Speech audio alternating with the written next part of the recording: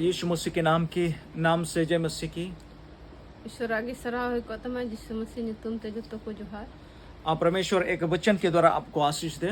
और ईश्वर बाबा मीटे खता से तापे भोर पे मा पहला कुरिन्ती 3:16 में ऐसा लिखा है, पहिल कुरिन्थी 3:16 रे नंका ऑल कना क्या आप नहीं जानते आप परमेश्वर का मंदिर हो? चेक बापे बताया आपे दो ईश्वर मंदिर कना पे आप परमेश्वर का मंदिर है। आपे दो ईश्वर मंदिर कना पे क्या आपको नहीं मालूम? चे आम दो बाम बडाया आप में परमेश्वर बस करना चाहता है। आपे रे ईश्वर बाबा तहन सना दिया। इब्रानी पत्री में ऐसा लिखा है, इब्री को चिट्ठी रे नंका ऑल कना आप परमेश्वर का घर है। आपे दो ईश्वर ओड़ा कना पे उस घर का मालिक यीशु है। और ओना रेन मालिक दो यीशु मसीह कना आप उसी का घर है। आम आपे दो उनिया ओड़ा कना पे आप परमेश्वर का मंदिर है।